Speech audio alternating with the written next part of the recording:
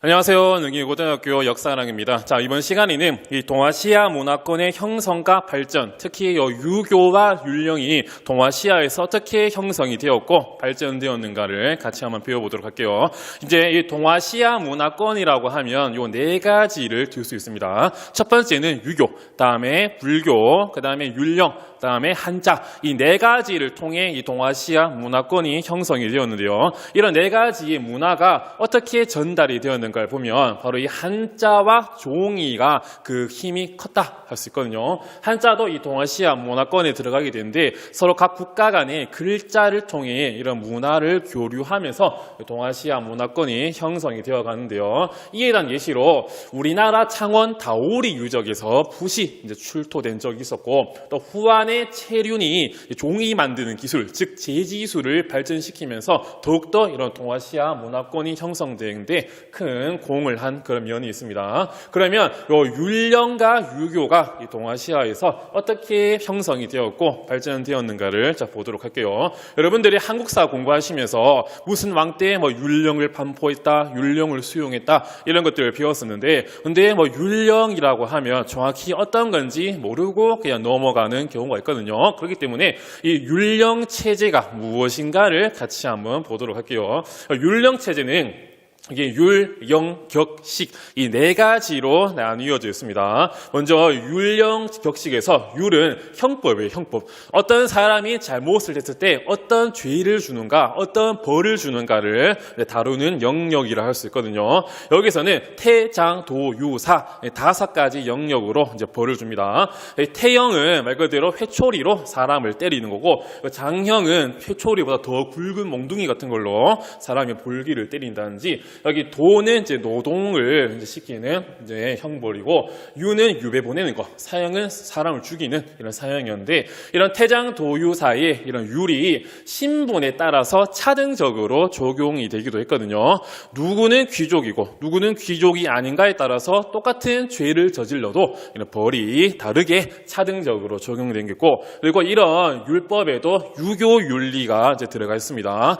그냥 사람을 죽였을 때 그냥 어떤 벌을 주는 게 아니라, 만약에 자식이 아버지를, 자식이 부모님을, 자식이 자기 가족을 어떻게 죄를 저질렀으면 더욱더 엄격하게 이런 벌이 적용이 되기도 했으므로 신분에 따라 차등 적용이 됐으며 유교 윤리가 가미되어 있음을 아시면 되겠습니다. 다음에 령은 행정법이 행정법. 이제 어떤 국가를 운영함에 있어가지고 어떤 법을 했는가를 이제 령이라고 할 수 있는데, 이런 행정법의 예시를 보면 먼저 당나라와 이런 수나라를 기준으로 했을 때 이 삼성육부제가 이제 중앙에서 운영이 되었고, 다음에 지방에서는 주현제가 이제 운영이 되었으며, 다음에 이런 인재들을 교육시키는 기관으로서 국자감과 향교가 있었거든요. 이렇게 길러낸 인재를 이제 과거제를 통해 선발하는 그런 모습도 수나라, 당나라 때 나타나고요. 다음에 이 경제와 국방력을 유지하기 위해서 3가지의 제도가 시행이 됩니다. 첫 번째는 요 조용조제라고 할 수 있고, 두 번째는 요 부병제라고 할 수 있으며, 세 번째는 이제 균전제요, 균전제. 이 조용조와 부병제와 균전제가 무엇인가라고 설명을 해드리면, 먼저 당나라 조정이 있고요. 당나라 조정은 이게 지방의 농민들에게 요 균전을 이제 지급을 합니다. 어떤 나이에 따라서, 또 남자냐 여자에 따라서, 재산이 얼마큼 있냐 등등에 따라서 이런 땅을 이제 당나라 조정이 나누어 주거든요. 그러면 농민은 이런 땅을 받았기 때문에 이런 농사를 지은 것을 바탕으로 해가지고 조용조라고 하는 그런 세금을 이제 당 조정에게 내야 됩니다. 조는 이제 쌀 등등을 내는 토지세라고 할 수 있으며, 다음에 용은 이제 노동력을 이제 빼오는 거, 다음에 조는 곡물, 비단, 면 이런 것들을 받아내는 건데, 균전을 통해 조용조라는 세금을 당나라 조정에게 바치고, 또 하나가 이 부병제요, 부병제. 경제적 기반이 있기 때문에 자기가 지은 걸 바탕으로 해가지고 번상을 해서 이제 국방의 의무를 지는 이런 부병제였습니다. 농민들은 자신의 무기 또는 생활 비용까지 자기 스스로 내야 되기 때문에 이런 균전제와 조용조 이런 부병제가 서로 상호작용하는 그런 원리가 나타납니다. 근데 여기서 한 개라도 무너져 버리면 끝장나 버리거든요. 그렇기 때문에 당현종 때 막 사람들이 인구가 늘어나니까 지급할 균전이 없어지게 되자 이제 조용조도 막 힘들어지고 부병제도 힘들어지는 그런 상황을 그 이전 당나라 시기 때 같이 배워봤었고요. 안사의 난을 전후로 해가지고 당나라의 율령체제가 조금씩 무너져가는 것도 같이 배워봤습니다. 그리고 삼성 육부제를 봤을 때는 삼성에는 중서성, 그다음에 문화성, 상서성 이런 게 있고 육부에는 이호, 예병, 형공 이런 게 있습니다. 중서성은 정책을 이제 만드는 거고, 그다음에 문화성은 이렇게 정책이 기한된 거를 심의하는 거, 상서성은 정책을 시행한다 이런 것들도 아시면 되겠습니다. 다음에 율령에 이어가지고 격인데 격은 율령을 이제 개정하고 또는 추가하고 그다음에 보완했을 때의 그런 것이라 할 수 있고, 그다음에 식은 율령격의 세부적인 시행, 세칙이라 할 수 있습니다. 지각을 했다. 그럼 지각을 했으면 어떻게 뭐 벌을 준다라고 한다든지 이런 율령격식의 체제가 율령체제 이런 것을 기억을 해두시면 되겠고요. 다음에는 이런 율령체제가 어떻게 발전되었는가를 보도록 하겠어요. 먼저 춘추 전국시대에는 요 상항이나 한비자라고 하는 법가 사상가들을 통해 법가가 조금씩 강세를 보이면서 발전을 해 나가게 됩니다. 이에 따라서 각각 춘추전국 시대는 법가를 기반으로 해서 요 부국 강경을 이제 추구하는 그런 모습도 있고요. 이들은 이제 유가와 크게 이제 대립을 하는 게 있습니다. 법가는 강력한 법으로 사람들을 통치한다면 유가는 인이라든지 예라든지 의를 통해 사람들을 통치하는 거기 때문에 많은 대립을 겪기도 했거든요. 그러다가 진나라 때 이런 유가와의 대립이 터지게 되겠죠. 그게 바로 분서갱요 사건입니다. 진나라에는 진시황이 법가 사상을 기반으로 해가지고 중국을 통일을 하게 되거든요. 하지만 이런 가혹한 법가의 통치 그리고 무리한 토목 공사에 의해서 중국 최초의 농민 반란인 진승 5강의 난으로 짧게 멸망하는 것도 이전 시간에 같이 배워왔습니다. 그리고 한나라 때 들어와서는 한무제 때 다시 한 번 더 유교가 전성기를 이제 맞이하게 됩니다. 당시 유학자 이 동중서라고 하는 이런 사람의 건의에 따라서 유교가 드디어 나라의 학문인 이 관학으로 이제 제정이 되거든요. 이에 따라서 이 태학이라고 하는 유교 인재들을 길러내는 이런 학교가 만들어진다든지 시경, 서경, 역경, 춘추, 예기 이런 오경에 능통한 이런 오경 박사를 두는 한무제 때의 모습이 나타난다. 이렇게 유교 윤리가 수신제가 치국 평천하라고 해서 가정과 국가를 운영한 데 있어가지고 매우 유리한 그런 체제였기 때문에, 그리고 왕에게 충성의 의미뿐만 아니라 효라고 하는 나라의 국모라고 하는 그런 개념이 도입이 되었기 때문에 상당히 한무제도 이에 대해서 흡족했고요. 이런 율령체제는 유가와 법가가 조화롭게 이루어진 것이라 할 수 있습니다. 그리고 한나라 때 이런 문묘라고 해가지고 공자에게 제사를 지내는 그런 사당도 만들어집니다. 그리고 남북조 시기를 거치면서 이제 한족의 문화와 이런 북방 호족의 문화가 융합이 되기 시작하거든요. 그에 따라 율령 이외에도 격가, 시기 등장하기도 했으며 수나라와 당나라 때는 율령 체제가 드디어 정비가 되고 태종 때 이제 완성이 되는 완비가 되는 그런 모습들도 나타나니까 이런 중국의 율령 체제의 발전 과정을 같이 봤으면 됐고요. 다음에는 이 동아시아에서 율령이 어떻게 수용이 되었고 발전되었는가를 같이 한번 보도록 할게요.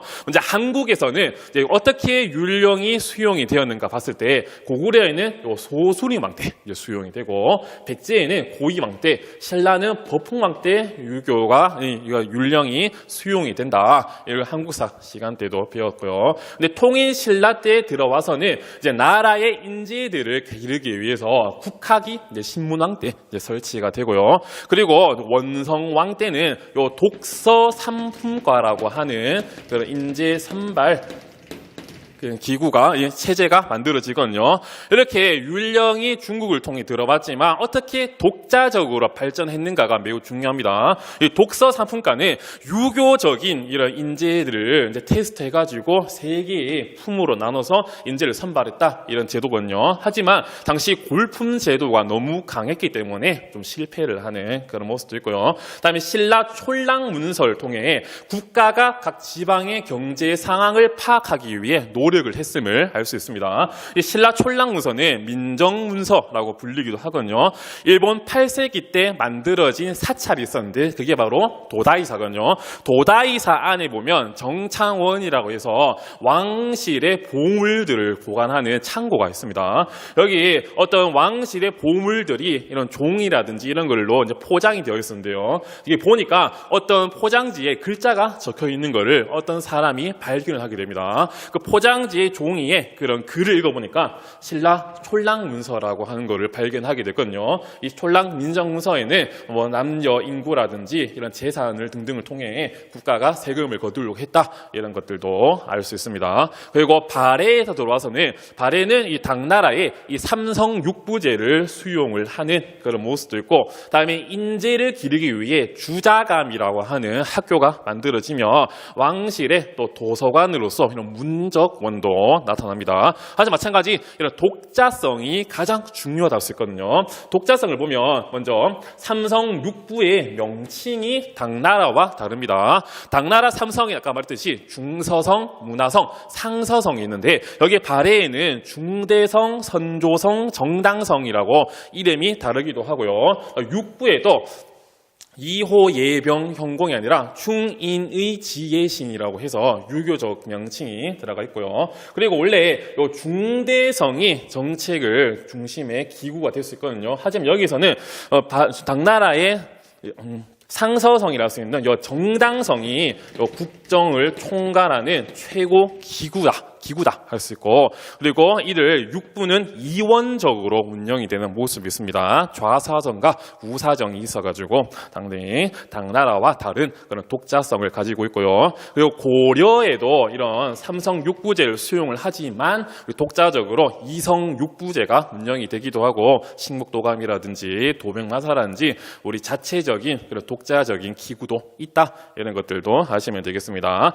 일본을 보면 일본은 이제 다이카 개신 이후에 조금씩 율령을 수용해 나가는데요. 특히 701년에 이 다이호 율령이 이제 반포가 됩니다.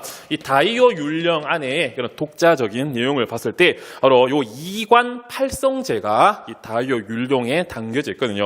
이관은 행정을 담당하는 태정관이 있고, 그다음에 특이하게 요 제사를 담당하는 신기관이 아주 특이한 독자성이라 할 수 있습니다. 그리고 탄정대라고 해가지고 관리를 감찰하는 그런 기구가 있다 이런 것들도 아시면 되겠고요. 그리고 일본에서는 요 과거제가 시행되지 않습니다. 그렇기 때문에 일본에서는 과거제가 없었으므로 요 부분들 좀 유의를 해주시고요. 그다음 베트남을 봤을 때 베트남은 약 1000년가량 중국의 지배를 받기 시작하거든요. 하지만 그 다음 응호 왕조라든지 딘 왕조라든지 전래 왕조라든지 만들어지는데 리 왕조 때 11세기에 이제 율령을 수용을 하기 시작합니다. 베트남에서는 리 왕조 때 문묘라든지 과거제라든지 인재를 기르는 국자감이 있었다. 이것도 아시면 되겠고, 하지만 이때 과거제의 비중은 그렇게 크지 않았다. 이런 것들도 같이 이해를 하시면 되겠습니다. 이런 율령의 수용과 발전, 그리고 유교의 발전 이런 것도 같이 봤고요. 자, 이제 다음 시간에는 이제 불교 등등에 대해서 배워보는 시간 갖도록 하겠습니다. 자, 오늘도 수업 열심히 들어주셔서 감사합니다.